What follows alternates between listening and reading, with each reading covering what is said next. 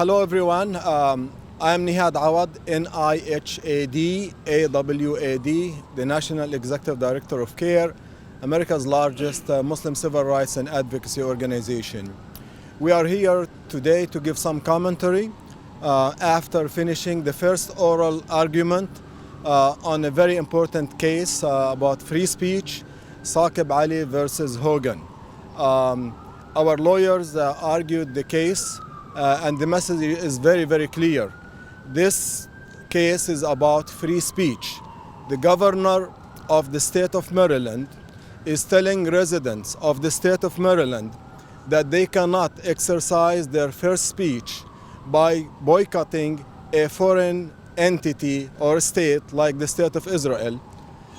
Doing so, preventing residents of Maryland to exercise their constitutionally protected right to free speech, to protect a company, an individual, an entity, is done at the pleasure of a foreign country, foreign state, the state of Israel, and its lobby in the United States.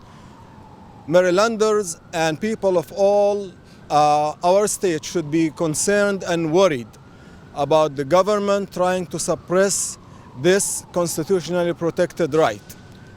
We hope that the court will rule in favor of free speech. And we remind the governor of the state of Maryland that boycott is an American right. It is as old as America itself. It is an American as apple pie. The government should not decide for the residents of the state of Maryland how to express themselves in a civil manner. So I would like to introduce now Saqib Ali, the one who is the plaintiff in this case, and later on Gadir Abbas, our senior attorney who argued the case. But also I would like to thank all of you, the leaders of the Muslim community and our allies from the state of Maryland and outside the state of Maryland. And we thank Zainab Chaudhry for helping coordinate and get the word out. Without your support, our case would always be weaker. So thank you very much for taking the time to come and show solidarity with Saqib Ali. This is not only about him, it is about his children, our children, it is about the future of this country. With that, Saqib Ali, please. Good afternoon, everybody. Thank you for being here. You know, the governor is violating my civil rights, right? I'm a software engineer. I'm a pretty good software engineer. When I sought to get a contract with the state of Maryland to set up some software servers to do work that they needed done, I found that there was this strange clause in the RFP saying that I cannot boycott Israel, I cannot boycott any companies in Israel, and I cannot boycott any companies in Palestine. In fact, any Israeli companies that are in any territory controlled by Israel. So if there is a company sitting on an illegal settlement in Palestine, and I say, wait, I don't want to do business with this company. I don't want to buy their hummus, or I don't want to buy their soda stream, or I don't want to buy their wines.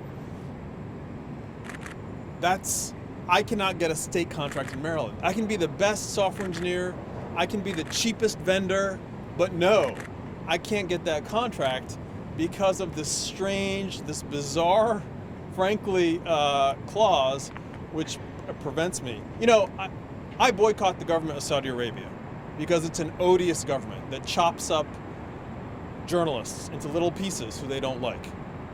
I boycott the government of Burma and companies based in Burma because there is a genocide in Burma. I boycotted the state of North Carolina because they had a bill to discriminate against transgender people in that state. And that's fine. You know, there was no problem when I boycotted Saudi Arabia or when I boycotted Burma or even when I boycotted North Carolina. But suddenly when I boycotted Israel, I was denied my own civil constitutional rights. It's unbelievable. It's really unbelievable. And let me state one thing very clearly. This case is bigger. It's bigger than Ali versus Hogan. You have to look at the whole context. The entire right-wing parties in America and political perspective, and some Democrats too, frankly, they are trying their best to silence to suppress justice for Palestinians, to silence people who speak out against those injustices against Palestinians. And Trump is doing this too. And they're trying to say that if you have criticism of Israel, it's un-American.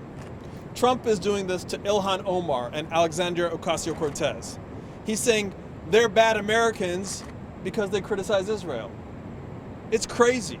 And Hogan is doing the same thing.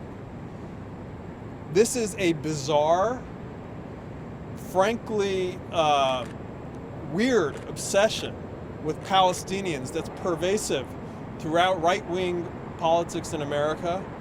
And it's something that's got to stop.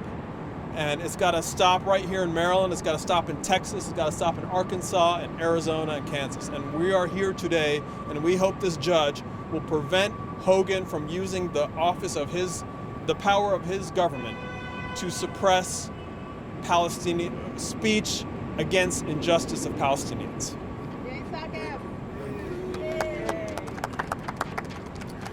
Assalamu alaikum. This law, these measures are the greatest threat to free speech in the 21st century by far.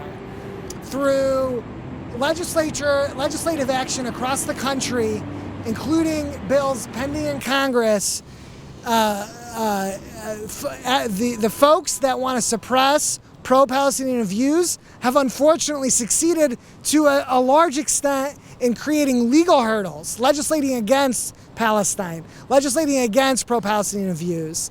And that's our challenge and our opportunity. Our opportunity is to reinvigorate the free speech protections of the First Amendment for ourselves, our children who advocate for Palestine at colleges and high schools across the country, for them, but for folks that we can't yet imagine, that we don't know how they'll be using their speech in the future.